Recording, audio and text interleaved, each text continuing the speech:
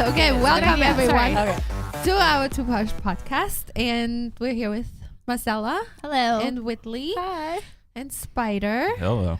And our special guest that's back for our second hour, and we get to hear all about her, Alexa Moffett. Hi. The choreographer and dancer extraordinaire, I'd like to call her.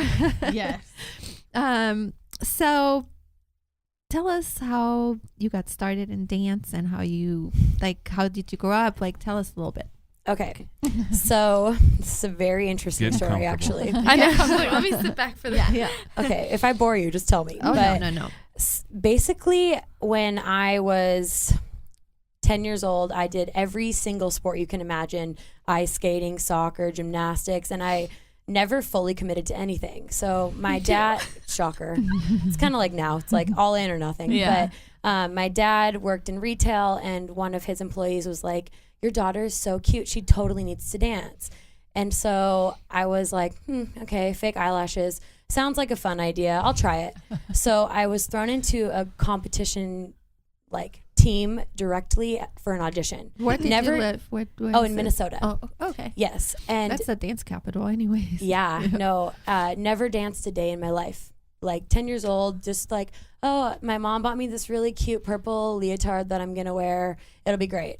Literally the worst day of my life. I went home and I bawled my eyes out, and I was like, I'm never going back. I hate dancing. So then I got a call from my teachers, who actually some of my good friends still to this day, and they're like, she made the team only because she has a cute smile. She's 10, but she's dancing with 7-year-olds, and she needs private lessons every day, and you need to record, because we did a lot of tap and back in the day, and basic movement, What etc. studio is this? It was called Diane's World of Dance. Okay. And so I was like, okay, fine, I'll do it. And I would cry every single day. I hated it. And That's I literally was like, I don't want to go. I will do anything else. I'll commit to gymnastics. I will not just go until I get the trophy. I promise. And my mom's like, no, you're doing this. You already signed the contract. So then one day I went into the studio early. My sister was taking a rec class, and my sister is 4.5 years younger than me. Okay. So she was just like, oh, I love dance. Everything's fun and cute, and I like chips. And so there was this girl practicing her solo in a room, and she had a pink feather boa. I will literally never forget this moment. And I was like, I want one of those. My mom's like, you cannot have a solo. And at the time, the solos were like, there was 3 at the studio. And I said, yeah, I can. I'm getting a solo, and I want a pink feather boa. And so, and that girl was like my inspiration, and I would go and I would watch her all the time. Now to this day, her name's Lauren. She's one of my super best friends. Really? That's so cute. Yeah. And so the next year, my goal was I want to dance with Lauren. And so I would practice every single day. My mom bought me a video from the library, and that's where I learned all of my ballet positions. Oh, Yeah. stop. What? And I didn't know a single step, and she'd push me down in my splits. Like, I remember watching TV, and she's like, you have to do 30 minutes. You committed to it. And I would practice. I had a tap board. Like, it was seriously, I was obsessed. I was like, I'm going to dance with Lauren. After That's the all feather reason. boa. Yeah. See? Feathers So change crazy how lives. that happens. Seriously. It's a way of life, guys. Yeah. So then the next year I moved up, whatever, and was dancing with my age group, but still Lauren was a higher level. So I was so disappointed, but I made the small group, and I was featured in parts, whatever. But my younger sister was on the competition team, and she was the gold star. She doesn't picked up everything. Just, we would call her the diamond brat, because she'd always just not even, no rehearsal, no practice, just okay. Yeah. And then she'd go out there, and we'd be like, who is this girl? How? And so she was definitely the natural talent. I had to work super hard.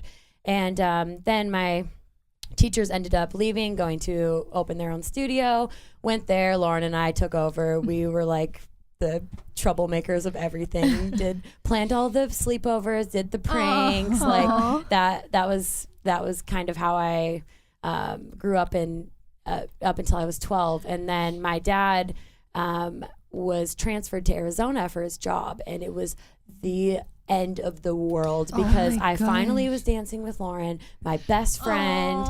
I like was in the featured lyrical small group. I had a solo part, like whatever, 12-year-old Alexa. I had so many friends at school. All the boys like wanted to kiss me. Like I thought it was like super. What could get better than this life? Right. And so I was like, well, I mean, here we go. So we went down to look at dance studios. And the dancing in Arizona comparatively to Minnesota back in the day is like totally different worlds. So like we would do a lot of rehearsal and turn combinations and just I would have time to learn choreography. And when I got to Arizona at the time, clearly they were like more updated in trends.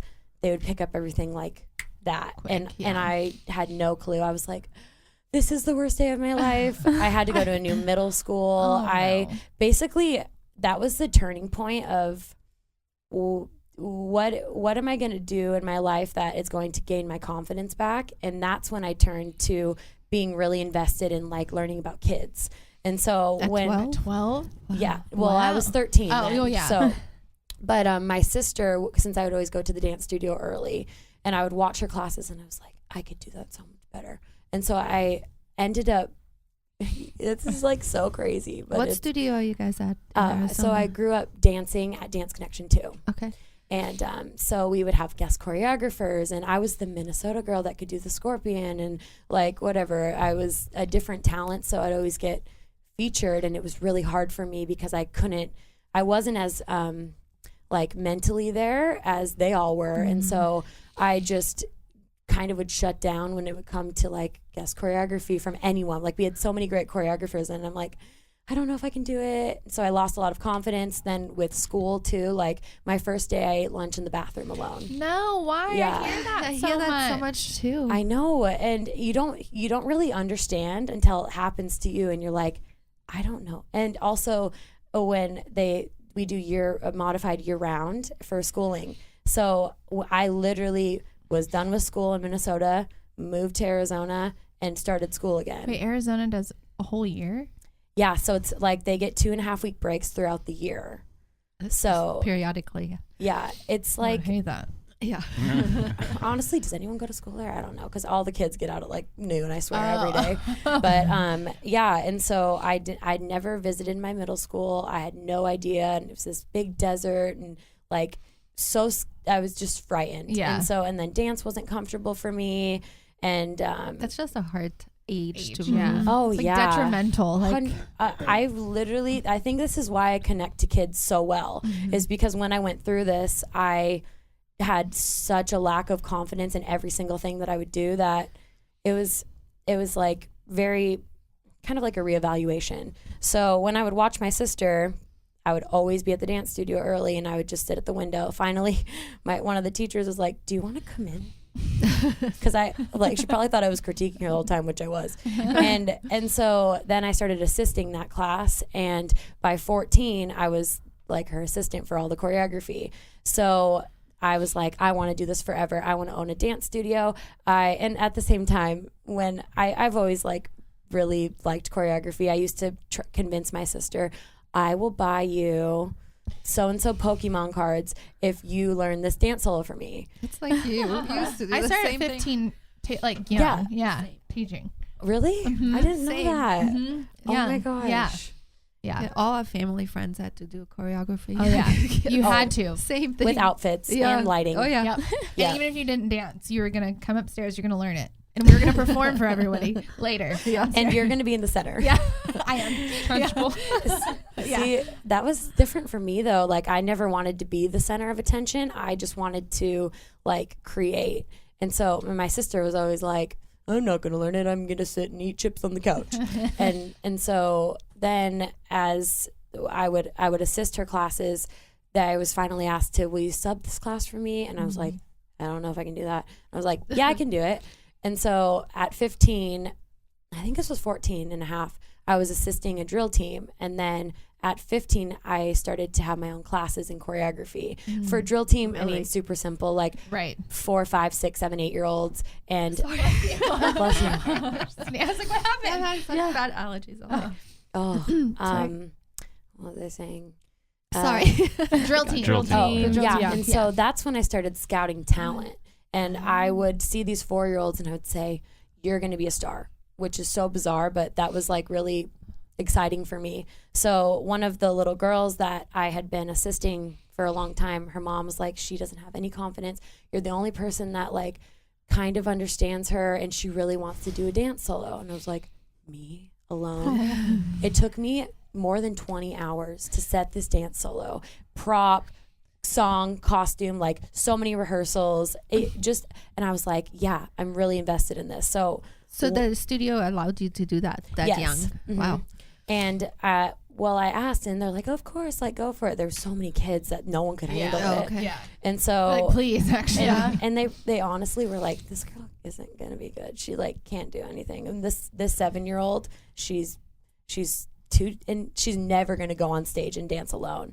So then she did, and everyone was like, how did you pull that out of her? I was like, a lot of hours. But then 1 went to 3, 3 went to 17, 17 went to the whole dance studio, like really wanting me to be around their kids. And it was like a time of, I had my own classes and I was starting to kind of like improve, and I would have a lot of dance studios offering me jobs. So this is like probably 16 and a half. And I was like, no, I'm going to keep dancing. I want to keep dancing. So I was on school dance, a part of like, I created the company. I did my regular competition dance. I did solos for the kids and my classes. And I had a 0 hour for some reason. So I was just drained, but all I wanted to do was dance. I would sleep through all my classes. My mom was so mad at me. She would literally do my homework for me because I would say, I'm not doing it. I will not do it. And Just graduate. Yeah. yeah, I was like, I'll draw the costumes, but I'm not going to do it. And she's like, Alexa, this is so bad. You failed Spanish twice. And I'm like, yeah, I know, because I sleep through the class every single time. So, but anyway. That was me in high school too. Oh, it's like, It's hard when you're a creative brain. yeah, Yeah. yes. And so then my students were like taking the top 5 and people couldn't even believe it. They're like, how is this little like 7.5-year-old doing a triple leg turn? And they couldn't even walk you taught last year. them amazing things. Yeah, so my dancers are known for back in the day when I trained, like just very impressive like tricks and like extreme flexibility, and which is like, I'm not gonna lie, like I have a really great class that I teach, and that is something that was super helpful for them, but also their drive and our connection was what pushed them to the top. Like they wanted to work hard for me and I wanted to work hard for them, because kids are capable of so many things. And that's what I always saw was, why is my sister so talented but she's not being pushed? Not like that, like, Yeah. and I saw like, what can I do to make her the best? And so what I always would say is, I want to be the best dance teacher in the world. And my mom's like, you're crazy. And I'm like, no, I'm going to do it. And she's like, okay. So then abruptly was doing all the, studio drama. Yeah. They're like, no more solos. And I'm like, Why? What? Like And they took just it away from you? kind of threatened, like, yeah. Of course. And so what is she going to do? Her parents like can help financially support her to open her own dance studio at 16 and a half. That's really crazy. But potentially, like, that could have been a thing. Right. I'm really glad I didn't do that. But I mean, I kind of did actually at the same time. But so then I accepted a job at 17. I quit dancing. I left everything that I had worked for another dance studio. Oh, okay. Okay. Which I'd prefer not to say the name. That's fine. Okay. And so they're like, we want Was you. it a competitor to the one that you were at? Yeah. So this was like my studio that I grew up all my kids at. So, but like you're getting so good, your kids are getting so yeah. good. So they are kind of taking away From from teaching them. yes. Right. And so now another studio that's competitive comes in and Correct. is hiring you. Yes. Well, And- yeah, no brainer. Yeah. Well, Yeah. the honest truth is her daughter was not like, she was getting pushed by my dancers, and she was like, it was pushing, like she was always the first overall soloist, but my dancers were Coming. She's like, well, if they're gonna start beating her, might as well hire her. So so I was like, I never was invested in this dance career for the money. I was always, because I want to be the best in the world. And so these kids, I was like, they're not good. And the studio owner's daughter was super talented. So I was like, it's okay. I'll be all right. My sister can come dance there with me and we'll figure it out. And she was like a top soloist in the country, like her solos back in the day when YouTube just started. I was like, so her dance momager, seriously, me. And I would post everything on the internet, and I was just like, Addison, her super fan, still am. Aww. And so when I went there, I'm like, this will be great. I can instruct her every single day. She's going to be she's my muse. Like, that's all I did it for. And also the young kids, I was a talent scouter. It's what this is so crazy too. I used to sit at dance competitions. Like, the doors would open at 7. I would make my dad get there at 6:50. We would stand there. And he was like, are you serious? Every single competition for like since 14, 15, 16, 17, even if I had soloists competing, and I would sit in the front row and I would write notes on every single person's dance. Oh my God. Yeah, it was insane. And that was just because I wanted to say, not because I was judging the kids, but how can I make it better? Right. How can I That's improve? really good. That is really good. Yeah. And so, but my dad always makes fun of me for that. He's like, you had to be in the spot every single time. No matter where the location was, we were there first. And if you had kids there or not, still? Yeah. Oh, wow. Actually, I would prefer to not when I had dancers, so that I could just watch. Yeah. Because otherwise, like, I would be in dance mom mode. I was Right. literally a dance Competitive. mom, Yeah. 100%. Like, they didn't. So your thing is really the teaching part. Yes. Your own dance career wasn't more important than that. No, that's I very mean, interesting. I was very talented. Like, I was in the featured groups. I did scholarship auditions. Like, but for me, I think that when I had that transition as a teen, like, I had such a lack of confidence, and teaching is what gave me my confidence again. And so I wanted to show the kids, this talent is what is going to make you. And so they just thrived off of it. And so when I started at the new studio, I don't know what we should call Your second studio. second studio. They were like, my first day, they put me in the corner and they're like, it's going to be great. Just watch. They were doing cartwheels across the floor. Like, everyone was talking. There was no ballet. I was super invested in technical execution. I was like, from a Minnesota background, that's what I would do. And I went home and I cried again. I was like, I hate this. I made a mistake. I need to go back. And my mom was like, no, like, you need to grow and you need to take this job as the director and, like, learn. And so I said, okay, only because Addison's there. And that's my sister. And so then I was choreographing so many numbers at 17. Like, I couldn't even believe it. It was a dream come true. One of my studio owner was like, you can do whatever you want. Name a prop, I'll build it for you. And I was like, That's the dream. That is a dream. That's so cool. any idea that I want, she's like, go for it. Do whatever you want. Take whatever kids you want. And so, yeah. And I was like, okay, well, my dream is I want a 2-story dollhouse. I've seen this. Yeah. So And good. this I've seen was it. my dream. Like, Yeah. this dollhouse was my dream. And I was like, I'm going to take forever on this piece. It took me like so long, 30 hours. I had a girl doing a second position leap off the top of a 2-story dollhouse, I'll have to landing show on it the to you. floor. Yeah, I want to see it. And it was like totally unsafe. The girls were whipping off the dollhouse. You watch and you're like, oh, is that And they're happening? little. Oh yeah. These are like 6, 7, 8-year-olds. But they were my babies. They were like, Yeah. ooh. And so one of the dancers, she was the first soloist I worked with. Her mom's like, Alexa, please work with her. I know she's a pain. You're the only person that, like, she talks about at home. And her name is Bryn. And yeah. so, yeah, this is a really interesting story. And so Bryn was a terrorist, literally child. She would, How old? this is when she was 7. She Okay. probably just turned 7.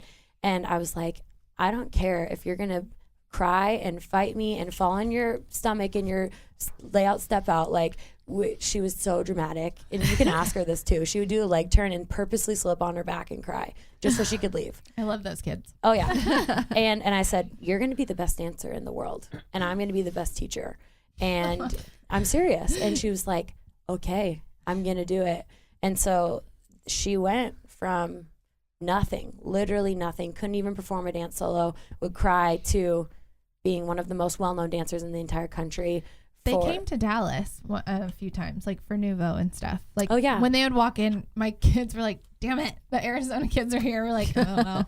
Yeah. It's different. And that's another thing. Like, I did everything for these girls. Like, so fast forwarding the story a little bit, I ended up being pretty successful in my choreography. The people were, I was so invested in getting these girls on YouTube. I'm like, let's put them on YouTube, all the things. And in my studio, I was like, whatever you want. And so then we got picked up for America's Got Talent. And we called it 4 amazing 8-year-olds with extreme flexibility. That was the title that I sent them. And my producer was like, we love them. They're so great, but can you add another one? And we had just went to nationals for the first time and won the mini championship. It was honestly crazy. All of this in 1 year was like, how was that the one, the Fresh Faces? Yeah, Fresh Faces. So I have to tell you a story that's funny about that. Marcella is the one that knows the dance. I'm not a dancer, but I know I saw it somewhere on a internet somewhere, and I thought, my gosh, these girls are so darn cute. Yeah. I was freaking out, and I loved their shirts. And Marcella and I were like, oh my gosh, their shirts, they're the cutest thing ever. It was the colors, it was like all that stuff. The neon stuff, and we were going to nationals, and we're like, oh, can we kind of copy what they did? We didn't copy it, but we kind of took inspiration from those kids, and I had no idea that's so the all their connection. national shirts were like those colors. Yes. It said something different, but they had little nicknames too, because I was like, that's so cute. So what a fun national shirt. Oh my God, their nicknames, I forgot. Yes. Is that like the tank tops? Yeah. That even Gina with the nickname? Yes. That's exactly the one. We thought it was so that cute. makes me so happy. Yeah. And all the kids know, because they're all on YouTube, like the dancers, so they know. They see the dances. They're like, look at this, look at this, look at this. You're like, I know. You gotta work really hard. Yeah. And how far did they get on America's Got Talent? So they danced on Radio City. And it was the semifinals, I believe, and then we got cut for not being $1 million act. Shocker. Yeah. But like, but that's cool though. Yeah, that's pretty far. We were in New York for like 4 weeks. Oh my gosh! So cool. Well, they had to travel. I believe it was 80 feet downstage, and they decided they were going to put us on swings. So the girls started, and at the same time, these are very talented girls, but they're also 7, and they were like super new to the industry. I was new to the industry, even though I was like pretty intelligent and could figure things out quickly, but camera angles and just like we kind of got thrown into this wildly, and they were terrified going through this fog trying to and I ended up we had practice rehearsals clearly every day, but I made the executive decision and I changed a whole bunch before, like 10 minutes before they performed. I was like, we need to do this. It's going to look better. We're not going to listen to the producers. And and that was something like, it ended up okay. Don't suggest that ever. But this was like what was right for the girls so that they didn't fall. But that was like that adrenaline, and you can ask any of them, like they will highlight that for the rest of their lives. Like sure. I never knew how much I loved teaching until that moment of like, this is incredible. The coming down from the swings, and they had these little pearl glasses. I obviously Chanel inspired, and so they were like my babies. We did everything together. So.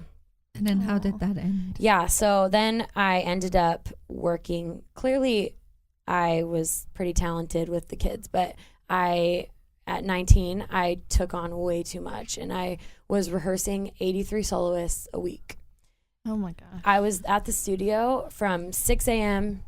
to sometimes like 2 or 3 in the morning, because the girls that did like online school or something, especially like my sister and her like other peers that would have me help with whatever they were doing. I'm like, you can only learn your solo at midnight. That's the only time I have. And they're like, okay. So we would just do it, and we wouldn't complain. And I would sleep on the props, and it was honestly that moment and nothing, but I wasn't discouraged. I wasn't like, this is not human. Did you get paid well? Not well enough for all that. That sounds like I did get paid very well, but I didn't do it for the money, so I probably could have made more money doing what I did. But like another example is I had a sign up sheet for my for rehearsals, and it was like Black Friday. Like the moms would line up at the door. Oh my god! Yeah, that was so cool. They would take pictures, and then people would be tagging me on Facebook, like Alexa's Moffett sign up sheet. Here we go. Even for solos. So and the girls, I remember at competitions, I would have so many assistants because we would just be on and on and on and on. People would stop going to competitions in Arizona because, Alexa's bringing the girls, like, we can't go. So it was crazy. I do. That's so pretty cool. amazing. Yeah, it's very amazing. Yeah. So young too. Yeah, no, I didn't even care that I was like, social life, friends, family, nothing. So then I finally figured out that that's not a real life thing. Like, you shouldn't do that. And I was living off of literally like, the kids would bring me Red Bull, the most crazy amount of shots, espresso, like you can ever think of. And what was the obsession? Kit Kats. Every time. And that's what I would live off of for weeks at a time. It was insane. So, so finally I was like, I really want to do something bigger. And I started a pre-professional team. But at the same time, I was doing a pre-professional team and my regular team. So I was growing these 4 and 5 and 6-year-olds that I had been training to be my next stars. And it was so much. Like, I think about it and I don't even know how you did it. Don't know. I have no clue. But then I grew these babies, and they were the next, like, they just were. So I did this piece called Halo. I don't know if you guys have ever seen it. It's this super advanced, like, lyrical small group. And the girls were like, people would come to the competition to watch it because how were they doing the things they were doing? I'm like, I have literally no idea. Well, actually I do. It's because I trained them since they were hanging on the bars. Right. So, and that has a lot to do with it when you get them from babies. I've always said that. And I used to teach this 4-year-old stretch class. It was the worst. Tuesdays at 6 p.m. I'll never forget.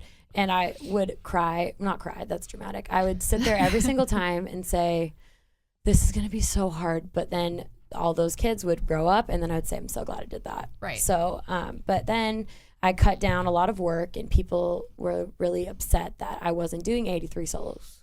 So I had, lose. I was like, I'm a director of a pre-professional traveling team. Like, I can't do this all. Right. And I still was working the same amount of hours, probably the same, but with less kids, we would just work more. And so then my pre-professional team, they were just like the dream team. Really? Anyone that no matter what, where we would go, no matter how they danced, they would still achieve like first overall. And we would say, it didn't matter to us. We would say, how did we dance? Because they kind of already knew, like, we're going to probably win. But now, are these the pre-professional program? Was this from your studio, or is this kids from everywhere? No, this was from my studio. Okay. And so this was up until I was 21 that we were super successful. And like, I would take these kids on trips. We would go to like Las Vegas with 10 kids in my room, and they'd be like, Alexa, I was literally the dance mom, can we get a limo? Sure, here's $200, go spend it at the sugar factory. No joke. I was like, how? Why? But I just did it because I loved it, and I loved being around them. So much success so young, basically getting into a studio that was successful already. Is there a lot of jealousy from people? So the studio, when I started, we really grew it together, and so, but that's what ended up happening is at the long run, the jealousy took over, and I was let go from my job, and it was actually like. Were you shocked? It was probably, if I've like never told this to the internet, but sure, let's do it. So I was in Australia on a tour, and I had just been on the TV show Dance Moms, and I had a line, I'm going to skip a lot, in the show that I said that apparently was offensive non-intentionally, and it was posted virally through the internet. What was it? If you don't mind me asking. You don't want to say? Yeah, no. Okay, we'll skip it. Yeah. You can probably Google it. I'm sure Alexa Moffett gets fired from blah, blah, blah. But it's not, to me, this is totally open because it taught me so much. But so then I went through, like, I was on a world tour teaching at 20 different studios throughout Australia. And this was happening at the same time. I was physically sick. I was puking every single day. Who called you? Like, how did you find out? Via the internet. Stop it. What do you mean? So they didn't actually call it and fire you. So not yet. This was a process to being fired. Okay. So I was in Australia in limbo, kind of like don't really know what's going on. No one would reply to my messages. I just tried to stay like positive about things and do my current job, even though like I was devastated. It was my entire life. Okay, I need to back up just a little so that we can understand it. Totally. So you are having all this success at the studio. Mm-hmm. How did you get on Dance Moms? How did that? So my students were a part of the show. Okay. So they were official members that were part of my pre-pro team. Okay. Yes. So they wanted me to come on the show to teach them because I'm their teacher. How many episodes were you on? I was on 2. 2? Yeah. But my featured one's like, something on season 5.5, I think. Well, they say that all you have to do is be on TV one time for 5 minutes. Like that's basically all you have to do. Yeah. So from being on the show, is that how you got all these jobs all over the world? Like, how did you end up in Australia? What happened? Yeah. So actually from Fresh Faces, when my kids were on America's Got Talent. Yes, and also we all built this. Really, it's actually really interesting. We all built our social media up together. So not as I was becoming more well known or Addison was becoming more well known. It was all 25 of us at the same time. And so that's why I always say, like, with social media, like, you share the love. Like, everyone is it's so important to be like, believe in the people that believe in you, and that's what we did. And we would just we did a digi-tour with like all the Vine boys. It was so crazy. The girls, oh my gosh, that moment was we were the opening act, so we won this contest. Anything that was Shake It Up, I forgot about that. Just a ton of different like contests for dancers. After America's Got Talent, yes, that doors, all those doors opened up. Yep. And then from that, Dance Moms. Yep. And then, I've connected with a bunch of different people with my students being on the show. So I was good friends with some of the choreographers, and I would go to Pittsburgh and teach and be around everyone. And apparently people like my classes. I don't know. And so they love your classes. Yeah. They do. I love your class. Oh, thanks. I want to take it. Okay. Whitley is no, I'm like the hopeless one though. Like, but Alexa will build you up. True. Yeah. She will make you good. I probably honestly, she's like, yeah, I can. I'm like the sprinkler though. Like, that's my level. Okay. I'm not contemporary kidding. Sprinkler. Yeah. She's like, don't test me. So how did you end up in Australia? Yeah. So my good friend Molly Long, which is one of like my biggest inspirations too. We connected really young. When she came, I said, "Will you come do choreography for the kids?" And she's like, "I don't know. I don't really want to." And then I harassed her, and she's like, "Okay, fine. We don't know each other still." She comes to the studio, and we're the same people. You do this, I do this. We both teach minis. This is incredible. Let's do a workshop. Started doing a traveling workshop around the country. I think I was 19 at this time. This was all the chaos. And we just kind of like were Molly and Alexa. And no American choreographers were traveling to Australia. And we're like, we can do it. And people at the time, I would get a ridiculous amount of inquiries. Like, I wouldn't even read my email. I was like, I don't care. I don't want to go. I just want to stay here and work with the kids. So no matter what. And people are like, that's really not a great business move. I said, I don't care. I just want to work at 6 a.m. So yeah, it was crazy. And so then we planned this tour in Australia. It was super successful. Like pretty much a dream come true. So filled workshops. Now the studio owners and your kids at home. Yes. how was that handled? I mean, because if you're gone the whole time. Yeah, additionally, I left from Dance Nationals. So I was at Dance Nationals, did that. Everyone did great. And then I went on tour to Australia, but then I also had my American tour after.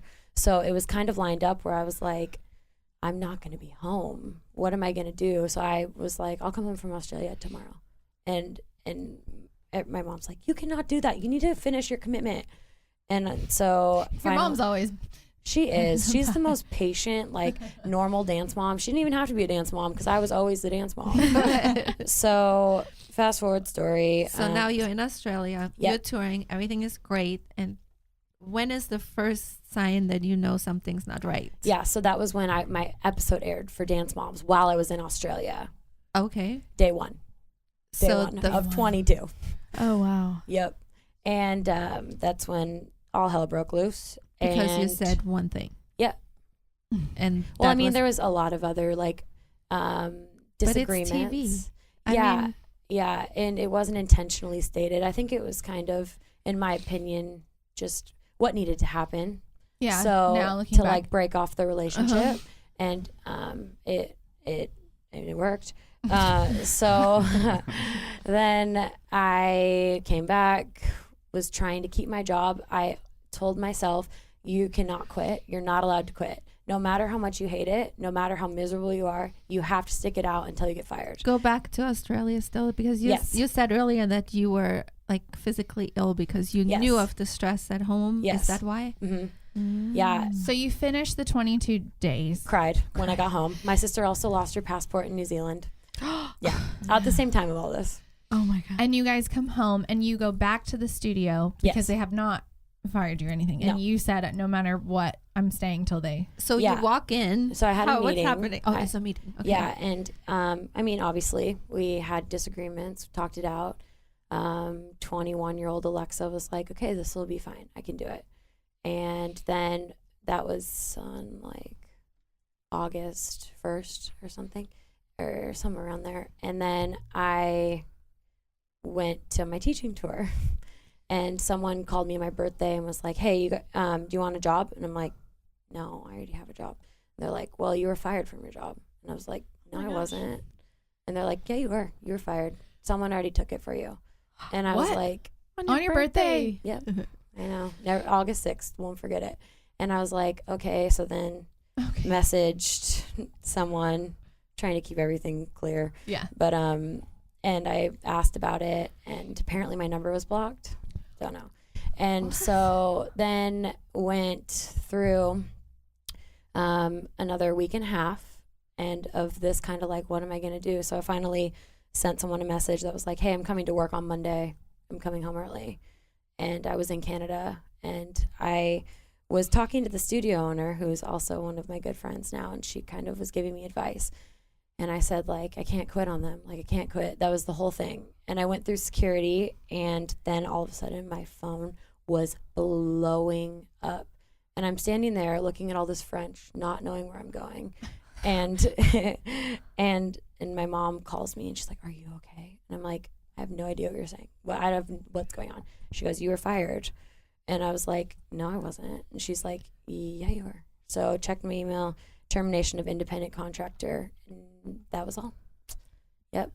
And still to this day. Know? Yeah, how did you? So they had an email sent out.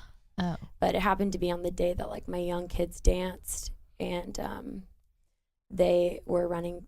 I had some friends that were still working at the time, and he said that it was what he would envision like the worst dance day ever, because the kids were running through the hallways crying and saying that they were quitting dance, and that they like bawling, and because they had announced it like at 4 p.m. when they started. Oh, right, when they started. Yeah. Yeah, why? Terrible. Yeah, really, really, really sad and unfortunate. And so I called my manager, and I drank 4 glasses of wine. Good for you. And she told me what to do.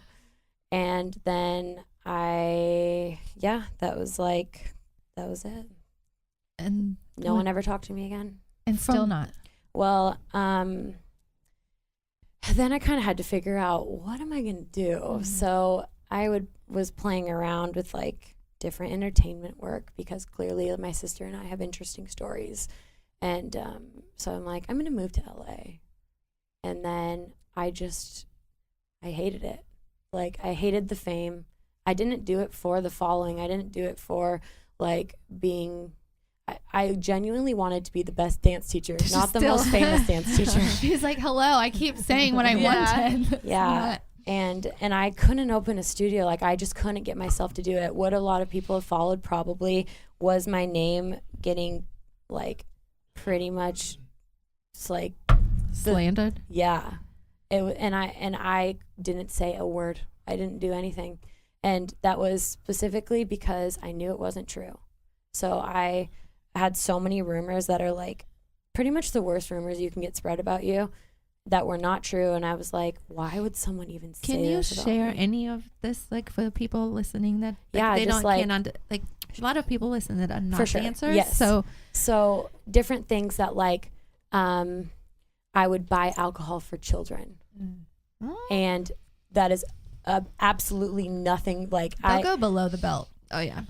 It's just, you weren't even 21 the whole time, pretty much, until the end. So that doesn't even make sense. It's literally insane. But it still hurts you. Like, you hear that stuff and you're like, because somebody's gonna believe that. That I had sent nudes to the kids. Like, you did. Somehow someone had them, and I never did that. Like, it's just, well, I mean, obviously at the same time, people were trying to make me out to be a bad person because of different things that we didn't agree on. The person who fired me, and people were trying to say Alexa's a bad person because it didn't work out for me. But realistically, like, fast forwarding, I've reconnected with almost everyone that I trained, and I think that everyone's kind of like fallen into place how it's supposed to. So it always does. But were you super close with this person before all this happened? Or was it just always just the work environment kind of thing? Both. Yeah. It was hard because a lot of the teachers happened to be dance moms of kids, so it was jealousy. And also, remember, I don't even know you. I don't know the story, but I saw it coming just from you talking. That's why I asked you, because that's this industry is just known for that. So yeah, but what ended up happening is I had like a really, really hard stage of depression, and I gained like 30 pounds. I would like sleep all day. I didn't want to talk to anyone. I didn't want to teach dance anymore. I completely lost everything that I loved in my head. And that was the same with my sister too, because she didn't have any place to dance. It was her senior year, and she was kicked out. So they're like, you can't come back. And it was kind of like, is this all happening? What did I do besides like work really hard? Right. Really hard. So really hard. and so then when I moved to LA, I hated it. Was going to do a bunch of TV shows, said I can't do it. I like can't talk about this. I'm not ready. So I trained some dancers out of my house. Went really well. Was going to open a dance studio, fast forwarding all the story, and didn't have the funds alone. So I had a partner. Ended up. So you did open one. I was in the process, called Alexa Moffett Studios. Okay. And I was super excited. I had a really good partnership with the ballet company. They're super great. They're so talented, but it just wasn't working out financially for everyone. And so, again, me making the decisions on my own all the time. I was like, okay, I can't do this. My parents were like, what? We worked so hard on this. Why are you not doing it? I was like, because I can't invest that much money from all that I've worked for something I don't think potentially. You dodged so smart. Don't. Yeah. Yeah, it's the best decision. 100%. I was opening a kids competition studio, and I was like, am I there? And I wasn't there. Like, mentally, I was lonely. Like, I was like, I crave wanting to be around people again. So that's what it sounded like I had to do. Good idea. Yeah. Yeah. And so I taught at another place for a while. It was fine. Wasn't really ideal. Then I was living in this house with a bunch of girls, and I was living my best 20, how old was I? 23-year-old life. And I was like just drinking so much and just like basically ruining my life, but it was all part of the life plan, I guess. And barely teaching, kind of liked it, didn't really like, wasn't that invested. And so then I was moving out of the house with the girls because I was like, okay, time's done, can't do this anymore. And I found this yoga studio, and it was in Scottsdale, Arizona, in this prime location. Too good to be true. Everything was built out. I drove immediately. This is off Craigslist, on Craigslist, looking for houses. That's some, yeah. Nice. You're looking for a house to live in. Yes. Okay. Yeah. That I was like, I need to stop doing this Scottsdale industry girl life and like figure out my life. And so I looked through the window, and at that moment I said, I'm opening a dance studio. And I was like, what am I going to do with this place? I have no clue. And I told my mom the next day, hey, I'm signing a lease. And she's like, what? And I'm like, yeah, I don't know. I found this place. I don't know what I'm going to do with it. And she's like, okay. And my mom also is a dance seamstress. She makes costumes. And she's also she does seamstress. She's yeah. I love making dance costumes. Have you Moffett Originals? It's her page. Oh, no, look at it. Yeah, I'm gonna look it up right now. Look at it. So she learned because I made her. Yeah, because I was teaching so kind of weirdly we made her. Yeah, we did. Yeah, she at first like it wasn't. It was just I'm doing this for Alexa. So sorry. Yeah, she's amazing. Good. She's the like, and then now she's like one of the most well-known seamstresses in the country. All because I made her. That's awesome. You're welcome, Mom. Yeah, she loves it though. She's like really, really, really great. I couldn't do any of this without her. But so then I decided to open a drop-in dance complex. Also, for anyone that's listening, it's really hard. I make it look like it's super like thriving, but it is hard. So because it's not, and it's not a competitive studio. No, right? So all the clients are based off of drop-in, like a Millennium or any type of like drop-in studio that looks really good on the internet. But I put I invested like my entire everything into it. I'm very proud of my studio. It's called Danceplex, and it's Arizona's basically drop-in studio. So at first, I had this it's 3,500 square feet, one room. And it looks so pretty though. It's like everything amazing. You've done to it. It's seriously, thank you so much. Yeah. Like I put every single thing of my creativity into it. And I still every day, like I love going there. That was a huge thing for me. I didn't want to have to go in the back door and say, I don't want to be here. I wanted to walk into an open space and be like, I love everything about it. Hey, we're all here to dance. Best life, but we're also going to work really hard because you all want to be here. Right. So when you call it a drop-in studio, what are like the hours? Like, I mean, having had a regular studio, you have to do scheduling and it's all crazy. So how do you do that with that? Yeah. So so this all ties into it. But when I first opened the studio, I had all of Arizona's well-known choreographers at their own time slot. And I'm like, this is going to be great. Did a big opening, had 70 kids in my first class. I was like, wow. From then on, classes started dropping and dropping and dropping. And there was, even in my classes, I only had maybe 10 dancers. And it was kind of discouraging. And it got to the point where I had canceled classes for months because no one was coming. Yeah.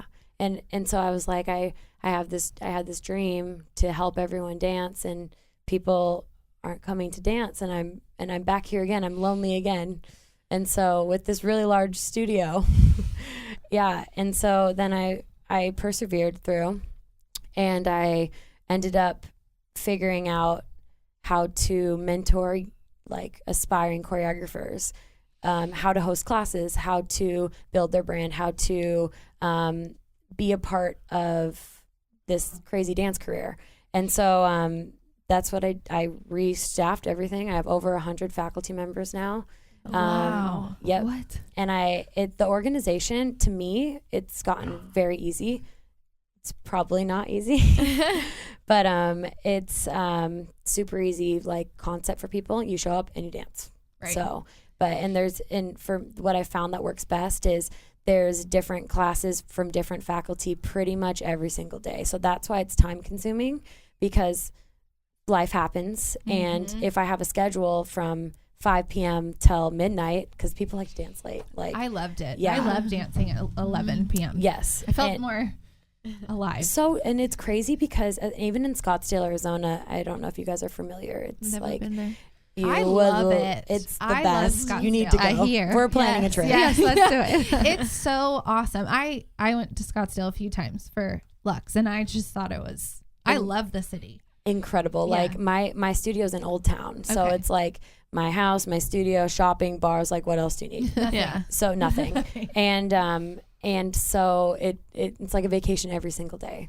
Yeah, and there's a really nice. There's like a resort that people talk about. Like, That's where I go still. yeah. Nice. So how did you get past the fact that other studios are allowing their kids to come there and are not worried that that studio opens so that Alexa can get the kids back and then it's going to take them? That's a thing for sure. I would assume. I mean, And that was for me, and it still happens. Like to I'll tell you what I'm doing now. But I sent messages to everyone that just said, like, because I know the community. Right. And I was a threat for kind of a long time. And I said, I'm doing this because I want to dance. I'm not opening it as a competitive studio. And that's when the growth, kind of what happens is the kids can't get enough of it. They come and they're like, I want to be around her. So I started a training program, and it's basically every Sunday, and all the comp kids from Arizona come and train with me. And it was like it was almost too good to be true, because best of both worlds. I get to be around kids because my studio is more for young adults and adults. I'm more of running the business, and I didn't get to teach as much as I used to. And I missed doing choreography. I missed training kids. So it's called the courses. It's everyone has like their own little program, but mine's the courses, competitive dance kids. And it's so far still, I'm pretty trustworthy, but what I'm finding now is that a lot of dancers are wanting to dance independently and dance with me all the time. So that's where we're at. Well, that's the thing right now. Yeah. I mean, competition's kind of, I don't know. I mean, even judging, I've noticed like a drop in the dance, like people competing or taking that so seriously. Everyone kind of wants to do their own thing. Yes. And people aren't doing groups. Solos. People are doing 3 solos only. You don't even see them in groups. And I was like, what is going on? It's just kind of taken a different path. Yeah, I talk to the kids a lot about that, because I think that there's this ongoing dance trend of really lacking confidence and not performing anymore. And so I say, you guys are, because it's a training program, I don't just throw choreography at them. Like, I talk them through what their goals and dreams and what I can help them achieve. Right. And we talk a lot about how they're too afraid to perform, and like they get so nervous. And it's so hard, because there's nothing I can do about it, because I'm not their main teacher. I can't help them learn how to perform like I used to. And it's a really sad trend, because a lot of dancers give up from that. And the one mistake they make in their dance solo, they're like, never dancing again. So, and that's what, when I've reconnected with a lot of my old dancers, they all say, we still love to dance, but like, it's too hard mentally on us. I don't want to necessarily, like, we trained like 50 hours a week. Like, it was insane. And so what program I'm developing is a program for kids that want to be invested, and they want to do school sports or like pom, Drill cheer, team or dance team, whatever. and they still want to compete, but mostly they just want to be around me. So the team like compromises, and we're going to do like a few competitions, and they're also going to live their best life and go to prom. So, Yeah. but it's everyone's really excited about it, because So that's new.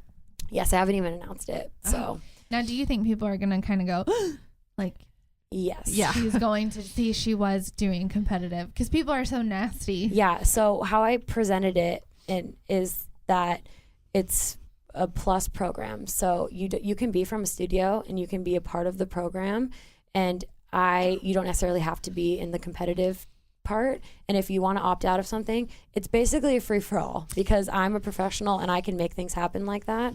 So you can't go because you want to go to Palm. Okay, that's fine. I'll do something else. So fill the gap. Yeah. And it's a stress-free, anxiety-free environment where you don't feel bad letting your team down necessarily, but there is structure and responsibility that's important for having. That's another thing that these girls getting into just high school with like sex and drugs and like they don't have that constant stability anymore, and so they do make bad choices, and they tell me. So they tell you everything. I'm like, oh my god. Yeah. Right. And without like a guidance or a role model, it's like they get lost. Yeah. And so that's the whole concept of my whole entire life is that I've always loved mentoring and training dancers.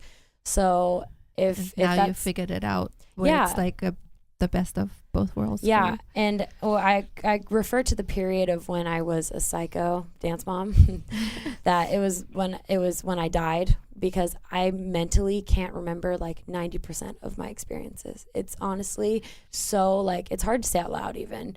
And it's mostly because like I didn't really care about anything besides helping them be their best, and so myself didn't matter.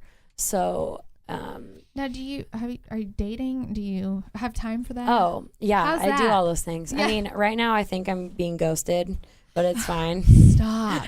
No. So it's funny. Everyone loves to joke about it. I always say like, oh, I'll go on The Bachelor once I decide to ruin my career, because I would just be the honest bitch that would just be like, yeah, you all are idiots. Like, I don't know why. Just give me more alcohol, please, because I'm here for, I don't even know. The pool. But yes, living best life, as everyone says. And yeah, I mean, I have totally grown through this transition of I'm a wild animal and have no control of my life to I can balance this now. Good. So yeah, dating apps are great. Like, people think I'm funny, and I'm just like, probably not going to go out with you, but I'll reply to maybe one message occasionally. You can relate. So yeah, I have like a really great group of friends. And so you're in a really good place right now. Yeah, except for the guy that's ghosting me. But what's up with that? I know. I was FaceTiming my sister last night, and I'm like, how does he not like me? And then she's like, I think that every day. And I know, she's so nice. And she's like, Alexa, you're just jumping to conclusions. I don't even want to say the story because honestly, I hope that he listens and he's like, oh, I did ghost her. Shit. But did you go on dates? We were like, like boyfriend girlfriend? No. Oh, okay. That just level for me is a no. Like, if I'm gonna date someone consistently as my boyfriend, I don't know. She's like, I like him. My life is too crazy. That's how I feel. It's hard. Well, you travel a lot and you are committed. I could do it, but they couldn't do it. Right. They wouldn't get it. Right. Even like another thing with dating is people like, I don't tell them I'm a dance choreographer. I make up lies all the time. I'm like, not going to show you social media, you're going to learn me for me. And then they're like really overwhelmed. Maybe you should go in with what you do.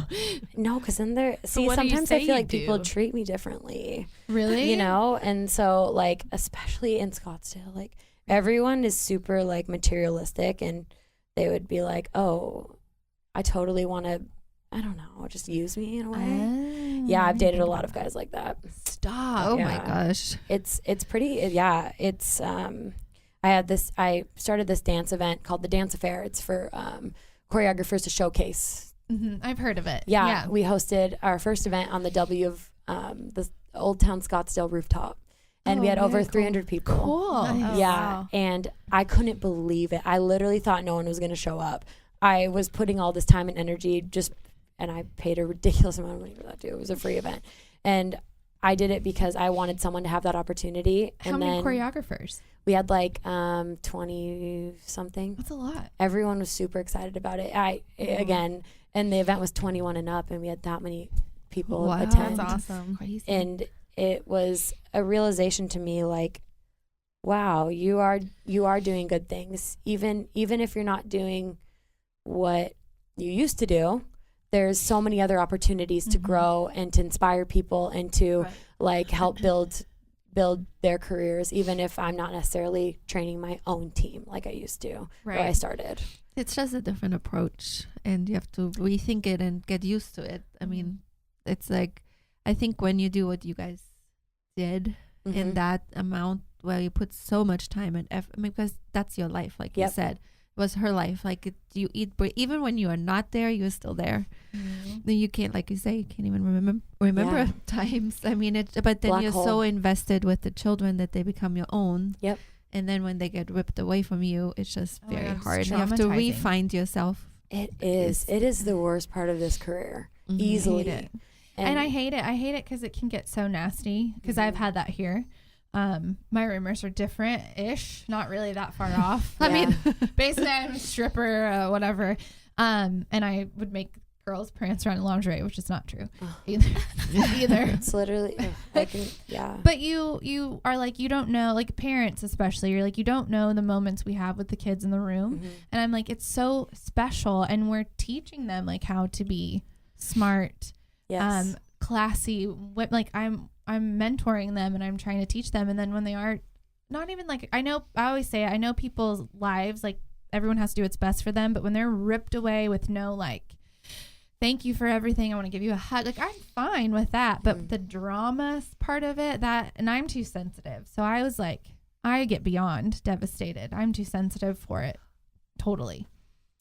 I think that I handled it a little bit opposite. I felt like I was like emotionless.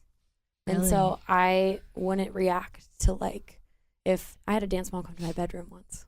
What? Yeah, you guys. At your home? At my home. Stop it. Upstairs. What? 2 stories to my bedroom and told me to get out of my bed. Not making this up. Couldn't make it up. Yeah. Wait, what? Anything you see on TV compared to what I actually lived, like it was insane. You totally know. Like people like, this is my daughter. You hate her. Like that word like kills me. I can't use hate. Because that was never the case. It was just like a lack of literally time. Yeah. Not even because I thought anything differently, but I get it. Like I get dance moms. I'm a professional. I can see both sides, but it was like you hate her to her face. And I was just like, oh, this is not appropriate right now. So I can't believe somebody came in your house. Yeah. What the heck? Oh, I know. Yeah. It was one of my best dance teacher stories for sure. I was like, okay, this was the moment that I move. There's no boundaries. No, and I judged with Vino. He was like, when I had my studio, I had probably 4 or 5 restraining orders on moms coming to my house, knocking on my door. Wow. I'm like, what? Antoine said he doesn't allow any. He goes, not even my mother knows where I live. I'm like, what? Oh my God, I love him. Yeah. Okay. He like used to instruct me in my solos, back in when I was 13-year-old. Oh, really? So you need to come. You judge with Antoine. Oh my God, we would literally live our best lives. Nationals, the 3 of you. We did nationals recently, and he killed me. It might be unsafe. We might be doing tequila shots in the parking lot, but not. We had a blast. I'm like, he judging because he's been doing car forever. I'm like, stop looking at me while kids are on. He doesn't care. I'm like, oh my God, he is so funny. He's the funniest. But he's from Arizona. I just remembered that. He's one of my good friends. Love him so much. Okay, good. I love that. Yeah. One time my sister and I judged together. That can never happen again. Literally never. And she was sitting next to me and she'd write me all these notes and I was just like, that's what Antoine does. Yes. It's dangerous. Dangerous for sure. Well, do you have something else to share, like that's important to you for people to know? But that you might do this. You should talk about that. Oh yeah. Yeah. I'm gonna be starting a podcast. What is it about? Mental health and wellness for competitive dancers. I've met and have been so grateful and lucky to travel the country and really connect with pretty much tons of different advanced dancers and like train and be around and inspire. And it's something that I want everyone to continue to push. And sometimes I even feel like when I fell out of the competitive environment that a lot of dancers, I don't know, that the push was a little bit different. So that's just my opinion. But I want don't want someone to lose their drive because of being discouraged from whatever the negativity that we all just talked about for like whatever. And perseverance is the most important thing. And there is the beautiful side of this. 100%. And it's what's it's so hard because you have that, and then there's dance, and you're like, maybe that's a great thing that you start that podcast. Yeah. I'll be focus on that mental health, wellness, and perseverance. Those three things together is so important. And maybe I don't know what your direction is with it. Like, are you going to tell stories, interview people? Like, that's probably going to be so very important for that industry. Yeah, and I can't wait for everyone to hear the dancers' point of views because they also, I was talking to a few girls about it, and they told me I wouldn't ever feel comfortable sharing this with anyone but you. Because you have been such a positive influence in my life, and like I honestly wouldn't be here without you. And so, but no matter what our lives look like on social media, these dream lives, they are not like that. It's not a thing. No. And for me particularly, like I would fall off the earth if I could, but like I still need to show like, here's what I'm doing currently, not because I care about the publicity or like being famous or following, and like and that's the same boat for all of the girls. Like it's sometimes so mentally draining. It's not even that you get caught up in it, it's that it just like sucks you in, like I can see that. And it's not necessarily always negative, but a lot of these kids that you probably follow on social media, they don't even love dancing anymore. But see that burnt out. I think the competitiveness within is also so hard. That's my opinion, just from looking into it with children. I think the competitiveness of the parents takes over the children, and then there's so much negativity and sometimes evil within the children. Yep. And I think that that's really sad too, because they should all get along. God, we always say there's room for other. Everyone. Like there everyone is. to be but successful. Maybe that's something that's not existing. So you doing that podcast is going to be awesome. And find a mentor. If you can find a mentor and they believe in you, you have to believe in them right back and run with it, because that is literally the most important thing to success in this career, because you can't do it alone. You just can't. No. And that's like with, I don't know, it's everyone loves dancing in their heart, and it's their passion and commitment, and it's just a continuous cycle. But when someone believes in you, run with it. So that's awesome. I love that. I'll definitely be listening to your podcast. Definitely. So thank you so much for coming. You're really enjoyed having you. Did you like it? Yes. No, I want to do it all the time, but with you guys. Yes. Hire me. Anytime. Social media handle. Oh, one more yes, time. it's Alexa Moffett, AlexaMoffett. Thank you so much for being here. So I'm going to say, Alexa, play Despacito. I know. Oh my gosh. I know.